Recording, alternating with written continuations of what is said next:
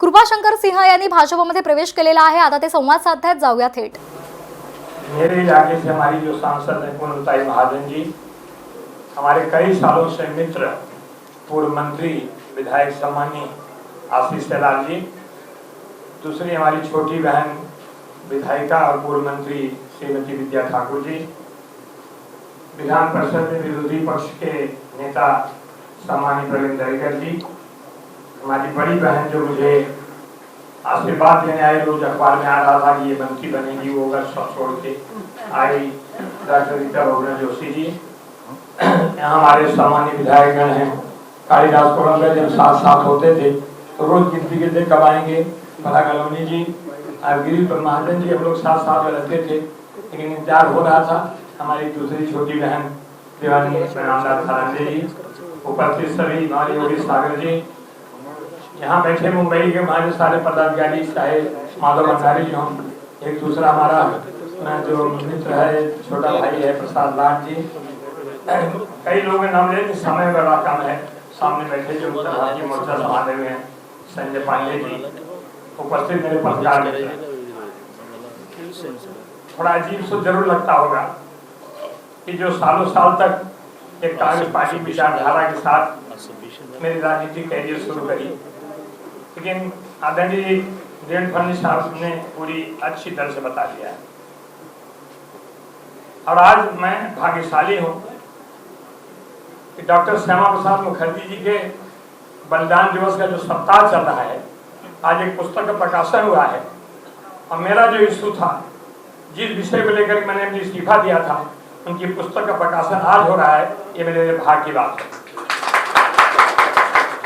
मैं ज्यादा उसमें जाना नहीं जाऊंगा कि पत्रकार मित्र कल से पूछ रहे हैं, हमसे कई लोगों ने पूछा कि आपका ज्वाइनिंग, हम कहा भारतीय जनता पार्टी बताए, तो कहते आप क्यों नहीं बताते। हम कहा कि कांग्रेस पार्टी में होता तो बहुत कुछ बोल जाता, लेकिन भाजपा पार्टी में जाने के बाद थोड़ा ध्यान देना पड़ेगा कि हमारे हर एक कदम जरा सोच सोच चलना पड़ेगा।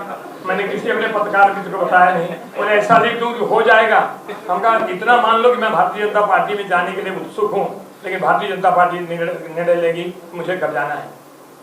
मैं ज्यादा दीदी आपको पता है, सबको पता है, मैं गृह राज्य मंत्री हुआ करता था, और देवेंद्र फडणवीस साहब सामने से जब प्रश्न पूछे तो ऐसी बौछार होती थी, मुझे मालूम था कि मैं क्या जवाब तो नहीं दे पाऊंगा। मैं धीरे से कहता था, देवेंद्र फडणवीस साहब आप बहुत जो कह रहे हैं सही कह रहे हैं, मैं चैम्बर में मीटिंग लगाऊंगा, आपसे बात करूंगा। मेरी बात मान जाते थे, मेरी अड़चन कभी आने नहीं देते थे। और इस बार जब मैंने कांग्रेस पार्टी छोड़ी, ये सोच के नहीं छोड़ा था मैं किसी पार्टी में जाऊंगा, लेकिन राजनीतिक आदमी हूँ। और जब मैं कुछ समय बाद आदरणीय देश के प्रधानमंत्री नरेंद्र मोदी जी से मिला, कुछ बातें हुई, उसी दिन मैंने तय कर लिया था कि अगर मुझे राजनीति करनी तो सिर्फ और सिर्फ भारतीय जनता पार्टी की राजनीति करना। दूसरे जिस दिन टेलीविजन पे आदरणीय गृह मंत्री अमित शाह जी जिस बहादुरी के साथ 370 हटाने का वो पढ़ रहे थे, किसी ने सामने से टोका 370 हटाने के बाद वहां जाना मुश्किल होगा, और उनका एक शब्द उसे प्रेरित करता है, मेरे रोंगटे खड़े हो जाते हैं कि जरूरत पड़ी तो जान दे दूंगा, लेकिन कभी 370। ऐसे गृह मंत्री को और भारतीय जनता पार्टी के सभी आदरणीय अध्यक्ष जगत प्रसाद नड्डा जी को और उन सभी लोगों में प्रणाम करता हूं, और मैं आभारी हूं कि भारतीय जनता पार्टी ने मुझे स्वीकार किया। मैंने कोई मेहरबानी नहीं की है, आपके विचार, मेरी विचारधारा को समझ करके, मेरी राष्ट्रीयता को समझ करके आपने मुझे स्वीकार किया। मैं आपको धन्यवाद देता हूं। और मैं इतना कहना चाहता हूं कि मराठी मध्ये बोलता नहीं दादा, मी पूर्वी इथे मला भैया आणि हे सगळे बोलत होते, मी एकदा बोललो की हिंदी माझी आई, मराठी माझी मावशी।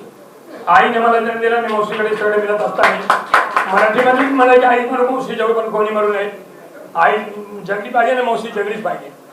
जसा कृपाशंकरला ह्या महाराष्ट्राने नोकरीमध्ये काम करत असताना किंवा आज एवढे मला वाटतं जगामध्ये सर्व पक्षांचे मोठा पक्ष भारतीय जनता पार्टीचे नेतृत्व नरेंद्र मोदीजी करतात, असा पक्षामध्ये कृपाशंकर प्रवेश करतात।